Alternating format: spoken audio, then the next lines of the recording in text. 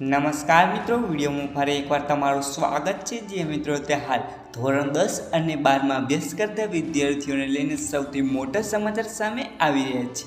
તો વિડીયોના અંત સુધી જોડાયેલા રહેજો અને વિડીયો પૂરો જોજો।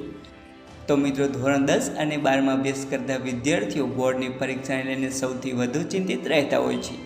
તો મિત્રો, આ તણાવને ઓછો કરવા માટે કેન્દ્ર સરકાર બોર્ડની પરીક્ષાઓની પેટર્નમાં ફેરફાર કરવાની તૈયારી કરી રહી છે। નવી રાષ્ટ્રીય શિક્ષણ નીતિ મુજબ વિદ્યાર્થીઓ બોર્ડની પરીક્ષા હવે 2 વર્ષમાં 2 વાર આપી શકશે। કેન્દ્ર સરકારના આ પગલાંથી વિદ્યાર્થીઓને સારા ગુણ મેળવવાની તક મળશે, આવી કેન્દ્રીય શિક્ષણ મંત્રીએ આ અંગે માહિતી આપી હતી। કેન્દ્રીય શિક્ષણ મંત્રી ધર્મેન્દ્ર પ્રધાને સોમવારે આ અંગેની માહિતી આપતા કહ્યું હતું કે શૈક્ષણિક સત્ર 2025-26થી વિદ્યાર્થીઓને વર્ષમાં 2 વાર ધોરણ 10 અને 12ની બોર્ડની પરીક્ષા આપવાનો વિકલ્પ મળશે।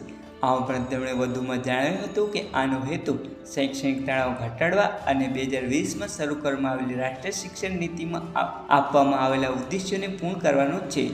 ઉલ્લેખનીય છે કે રાષ્ટ્રીય શિક્ષણ નીતિ 2020 દ્વિવાર્ષિક બોર્ડ પરીક્ષાઓની પરિકલ્પના કરે છે, જેથી વિદ્યાર્થીઓને શૈક્ષણિક રીતે ઉત્કૃષ્ટ થવાની પૂરી તકો પૂરી પાડવામાં આવશે। તો મિત્રો, આવી જ અપડેટો મળતી રહેશે, પરંતુ તમે ચેનલ પર નવા આવ્યા હોય તો વિડીયો લાઇક કરી ચેનલને સબસ્ક્રાઇબ કરવાનું ભૂલતા નહીં। ધન્યવાદ।